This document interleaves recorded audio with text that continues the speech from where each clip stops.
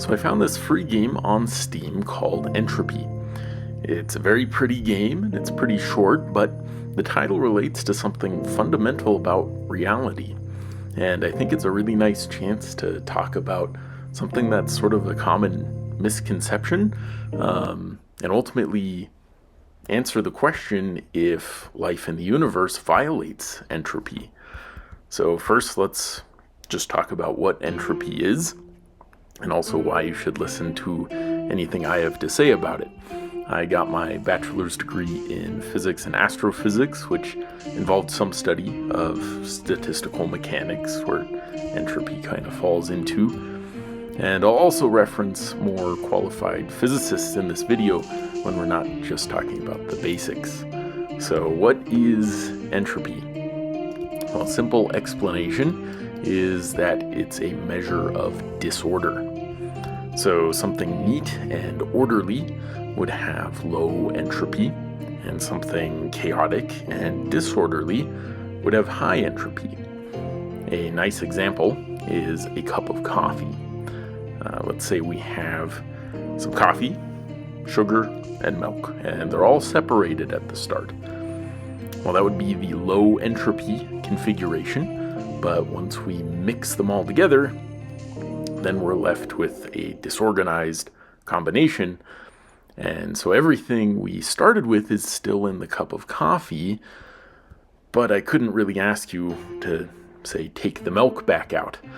And that's just the way the universe works. So it tends towards this higher entropy. And the second law of thermodynamics says that the entropy of a closed system will always increase, or at the very least stay the same.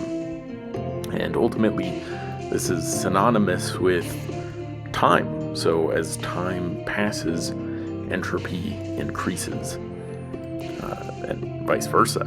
So this is where we start to run into the misunderstanding, which is, how does life exist, especially humans, if the universe is tending toward what we consider disorder?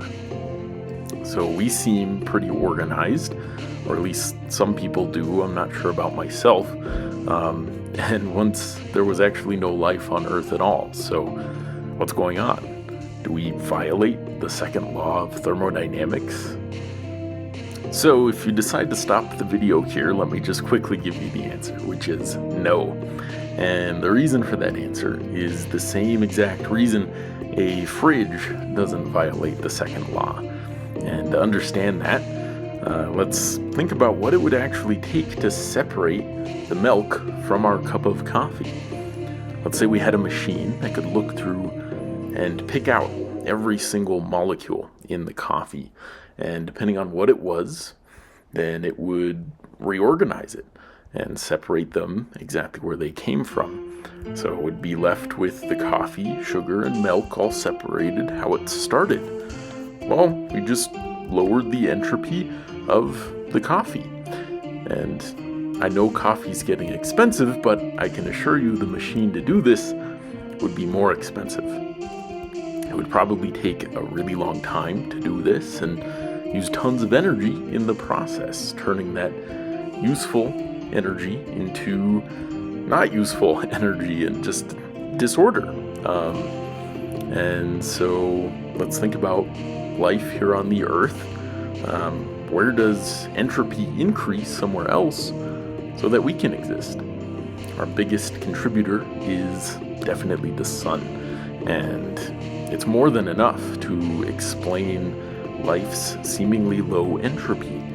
And I'll use a few quotes from theoretical physicist Sean Carroll in his book From Eternity to Here to illustrate how easy it is for things to actually be the way that they are here on Earth. Consider the entire biomass of the Earth, all of the molecules that are found in living organisms of any type. We can easily calculate the maximum entropy that collection of molecules could have. How long does it take to generate that much entropy by converting useful solar energy into useless heat? About 1 year.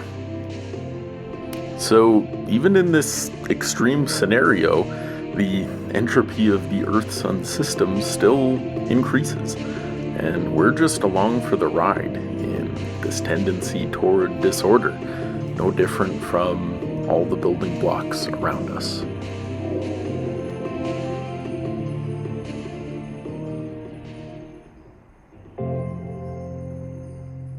Now, I just wanted to say thank you for watching the video.